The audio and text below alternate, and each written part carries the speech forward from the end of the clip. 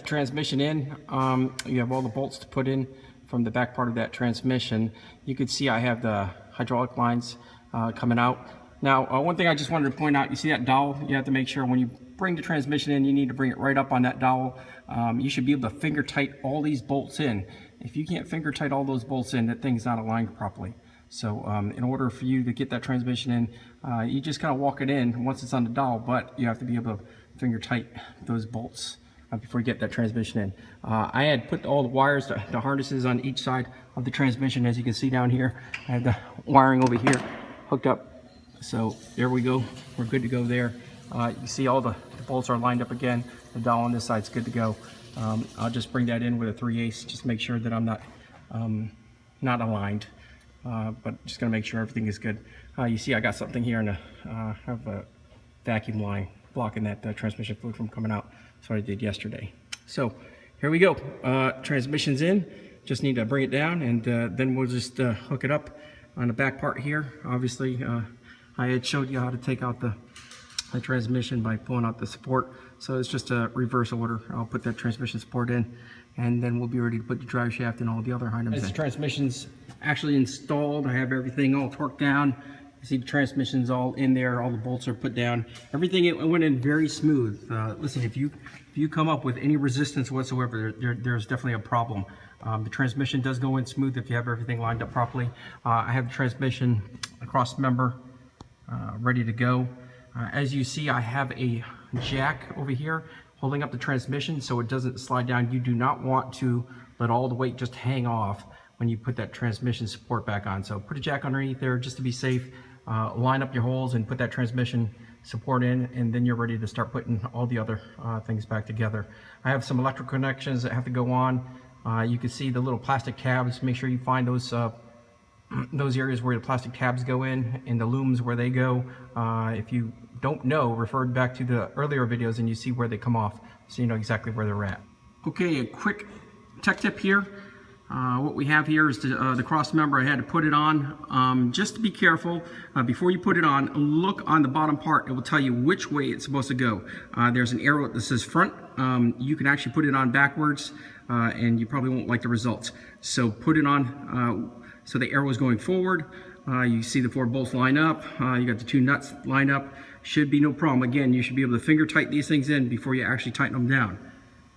Okay, moving along with the transmission install, I decided to go ahead and install the shifter. You can see the Martin shifter's all hooked up right now. You got the 2 3/8 or 10mm bolts that hook up the rod to the transmission portion, and then you have the forks that you have to drive those pins in. As you recall, the pins slide in and they lock into place. I got the transmission cooling lines on. When you decide to put these on, which I just put on after I put the shifter on, what I did was I actually went towards the front. It's because the coupling, the joint over here, as you can see, you see that junction block right over here. That seems to be, have to be exact. So with the 2 lines hooked up to the transmission, it's a little bit harder to line up. So I decided to start at this end, hand tighten them into the junction block. You don't want to cross thread those, or you'll be in big trouble if you do that. So hand thread them in there. Once you get them started, move back, then you can put those pipes into the transmission, and then you have those eventual clips that have to slide into the transmission coupling joints. So once you have that done, just button that up and you're good to go. Okay, we got the drive shaft all worked on. We got the bolts torqued down at each end of the transmission and the differential. The center carrier bolts torqued down, and now we're going to be ready to put the heat shield on, which goes over the drive shaft before I put the exhaust on. Just for a quick tip, make sure that you don't forget that heat shield that goes over the starter. I didn't mention that when I actually put the starter back on, but you need to put that one back on also. So it looks like it's good to go. I am ready to put the heat shield on. I'll put the exhaust on, and then I'm going to get the brake fluid in the reservoir so we can plumb out that clutch and get it going. Okay, the exhaust is installed. Don't forget the 2 long bolts. They're 13mm that go in the back of the trumpets over here. they have an aligning tab, so that way you know that you're going to get the trumpets aligned and screwed in there. Also, you got 2 connectors right by the muffler here. You got these butterfly valves that will open up. You need to make sure that those tabs go on and click in. And last but not least, you have to make sure that you have the cats down.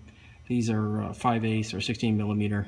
Just button those down, and then of course you have the O2 sensors, which you have to connect on both sides over here. You have the 16 millimeters over here, as you see, and then right above you have your O2 sensors that have to actually get hooked in there. All right, they clip in just like a normal O2 sensor, and once you're done with that, you're pretty much done on the bottom. You can go ahead and start plumbing up on top.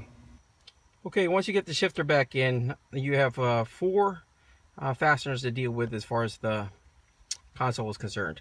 The first fastener is this, and it goes through those that hole right there and that hole over there. Okay, there's 2 of these, and that holds the forward part in. And then in the back, right by the seat, you have a little 10 millimeter flat washer right there. Okay, that holds in the back. All right, so prior to actually putting this together, I'm just doing a little recap of the console take apart. If you look at one of my earlier videos, you'll actually see how to take it apart and put it back together. But this is just a review so you guys can finish up your job here. Here you got the AC ducting. It just kind of slides in, pops it in the back over here. You have a little plastic fastener that pushes straight down in the center. It just pops in. So there you go. The shifter's in. I have the Barton shifter, so it's a little bit different than your average shifter, but it kind of works basically the same as the stock shifter. It's a little bit bulkier and bigger, so you put that in there, and you just adjust it accordingly. You have the 6 round pan nuts here that actually hold down the cover. You're going to have to probably deal with that when you actually finish up the job. If you take the shifter out, it might be a pain in the neck to get everything all lined up. So I ended up taking that inspection cover off, getting everything straight and right, and having to put it back on. It was just easier to do that than try to play with it another way. So just giving you a view of what's inside here. If you didn't see my video before, put the console in and you're good to go. Okay, Hellcat owners, I have done the plumbing for the clutch. As you can see, I'm pointing right there.